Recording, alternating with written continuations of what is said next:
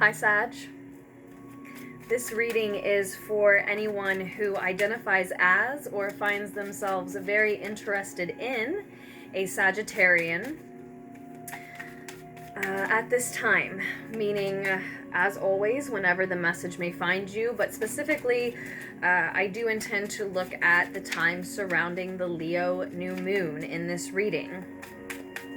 The time leading up to, surrounding, and following, really, the new moon in Leo that is ending July 2019 for us Sagittarians.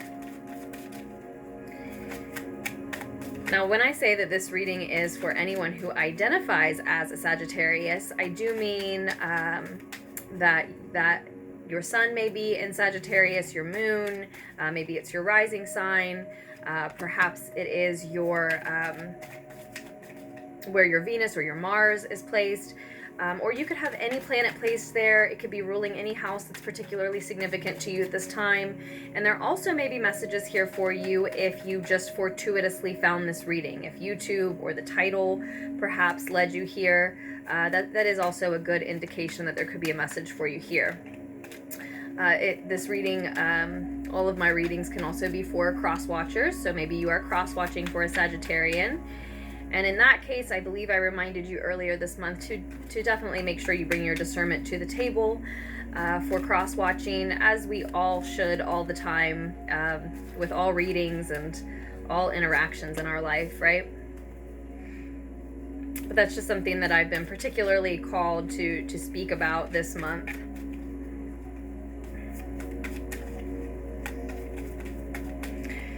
So far, Sag, we have the 9 of Earth and the 7 of Air. The 7 of Air is in reverse.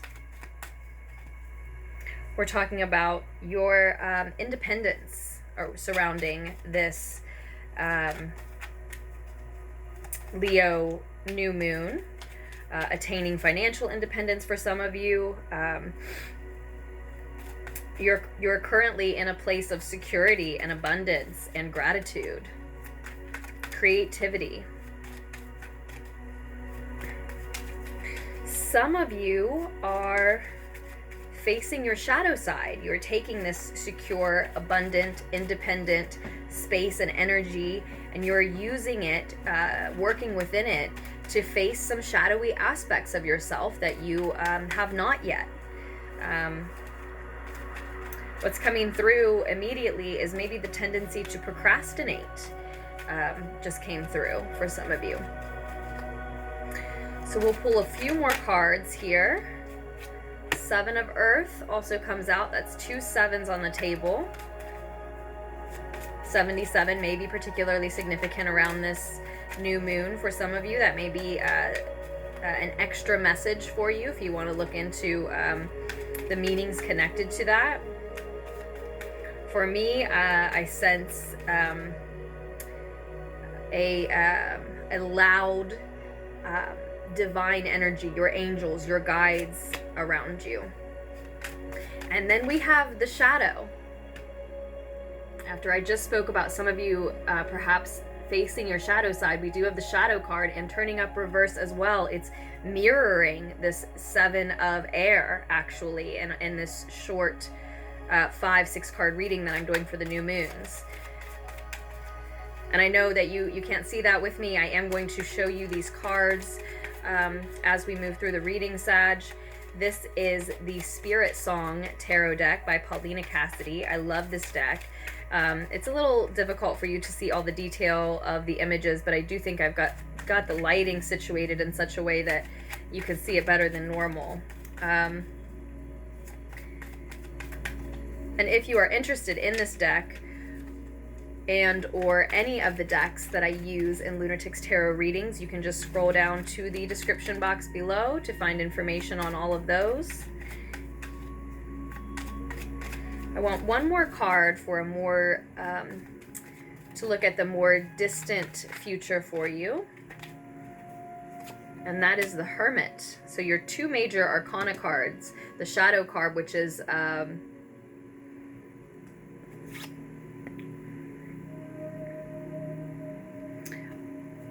the Devil card is titled the Shadow card. I always mix up if this shadow is the devil or death for some reason. I don't do that with any other tarot decks. I'm not sure why I do it with this one.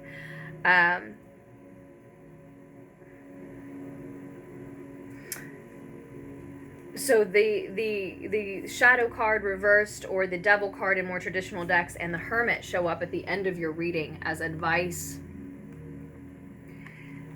and where you're headed in the more distant outcome. And we have the World card on the bottom of the deck, Sagittarians. Represented by this beautiful giant whale in this deck. Fulfillment and celebration. Yes. And that is what this new moon is about for you. As I said, you are in a space of security. You're feeling abundant. Those are the two words noted on this particular depiction of the Nine of Earth, the Nine of Coins, Pentacles. It's the Nine of Crystals in this deck. And I see you creating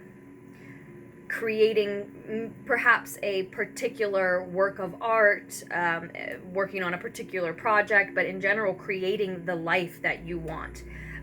Really owning and celebrating the ability to be able to call into existence, manifest whatever it is that you want.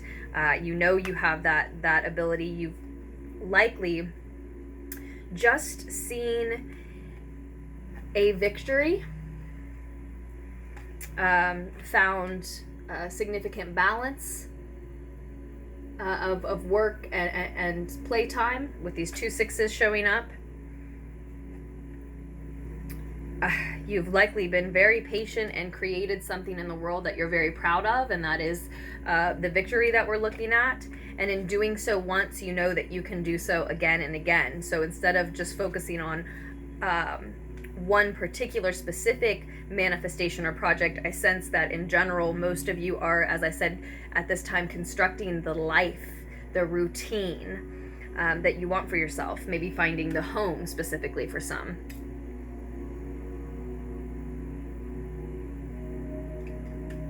But I do see you, Sag, using your creativity. And in this space of, again, security, abundance, maybe particularly, specifically financial independence, for a lot of you, you are feeling such gratitude for every small aspect of your surroundings, your home, your life, your daily routine, again. And it's because you are showing gratitude for and celebrating those small things that you continue to have the ability to master your emotions and call into existence whatever else it is that you wish to create, that you wish to see around you that you don't yet.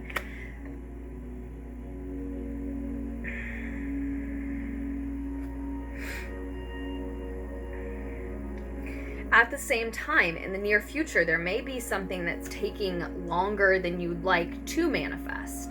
And it's important to remind ourselves now and again that just because we have the ability to manifest and can call into existence what we like, we do not always have the ability to put a time limit on that, to say I want to manifest this particular outcome, this particular job, amount of money, relationship, whatever it may be, by a certain time, by the end of the week or the month or the year, so on and so forth, right?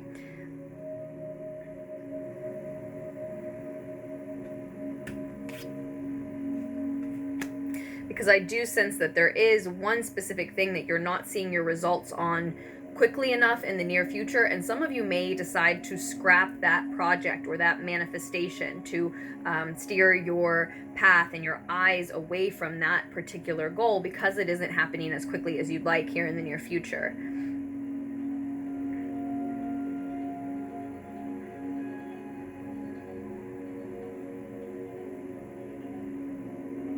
And I think with the 2-7 showing and really sensing, like I said, this loud energy of the divine with you. The divine is always with us all. Okay, your angels, your spirit guides, your ancestors, whatever anchors you beyond the veil. Your divine connections are always something that you can access. That support is something that is always a present in your life. But whether it's because the connection is more secure, or maybe it is this gratitude for you, or you're really listening, at this time, it's just coming through very strong in the reading, and it's very loud. They're very present with you at this time, and that's all. That's the only way I can think to word it. They're not ever not present with you. That divine connection doesn't leave you. But maybe what we mean to say is it's very important that you be aware of how real that connection is at this time, because of divine timing, and because no matter how adept you become at mastering your emotions and using your emotions to manifest, you still can't control when certain things come into being, right? And I think it's some of you are dealing with your shadow side at this time. Some of you are dealing with someone close to you, near you, who is facing their shadow side. But either way, it's good work. It's somebody who's looking at their shadow aspects, their tendency to procrastinate, or even their tendency to be dishonest with certain people, themselves. Those are just examples. You know, you can have shadow aspects of all different shapes and sizes, right?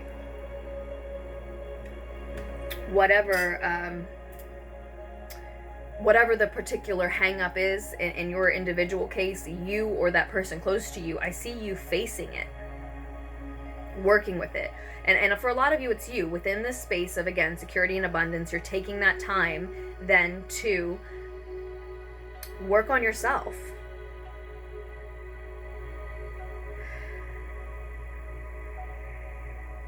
And what you may not realize is that work needs done, that shadow needs faced before you can see total success in whatever project you may be deciding to scrap in the near future, or at the very least you may be a little frustrated with in the near future. You may think is taking too long to manifest in the near future, with the Seven of Earth here reversed.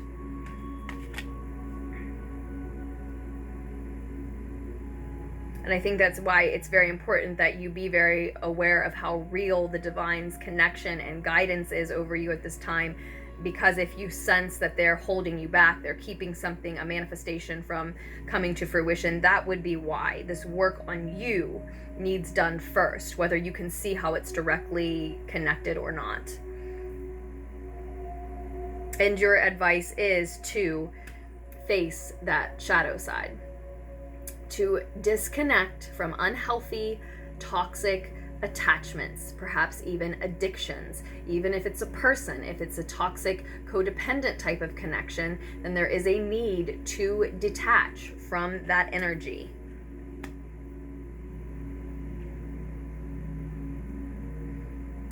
It's noted here on your advice card, the shadow reverse. Self-empowerment and ambition are noted here. Of course, this card is in reverse, asking you to face those shadowy aspects. As I said, any tendency to be dishonest with yourself or with someone else who you know you should not be, right? Those are just examples. Or just to procrastinate. You know, some of you were talking about a codependency that needs dealt with. Some of you were talking about your dependency on television, sugar, right? And those things are just as unhealthy for us. Too much of anything, it can be bad for us, right? So whether it's, you know, and it could be drugs, it could be alcohol, it could be the fact that you work too often and that has become an addiction for you and is unhealthy. I think that you know what it is that's an unhealthy attachment for you, and that's why you're already addressing it. And as I said, the shadow reversed is mirroring in the reading this Seven of Air reversed. So you are facing your shadow side, and you're advised to keep doing what you're doing. What the reading is showing us is that whether you realize it or not, the need to face those shadow aspects again is what's holding you back from completing a project, seeing the rewards, the recognition, the fruits of your labor on a certain work of yours. It's like with this ambition card reverse, it's like it's as if it's saying you don't really have room at this time to be so ambitious about future endeavors when there's internal work that needs done on you first, within you first. And it's not a matter of you not being able to be as ambitious as you are to reach those goals eventually. It really is just saying, be aware that this work on you needs done first, and that is why you feel held back.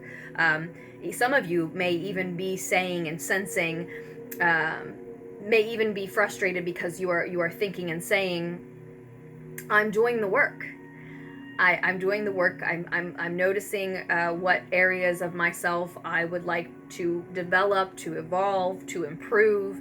I see them. I'm being honest about what they are, and I'm working on them. So then why are my manifestations being held back?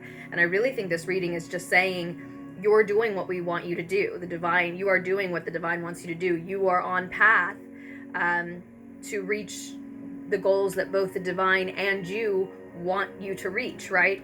It's just a matter of taking your time first to work on you before taking the next steps in whatever you're working on, whatever project, work of art, etc., relationship, maybe for those who are dealing with a codependency.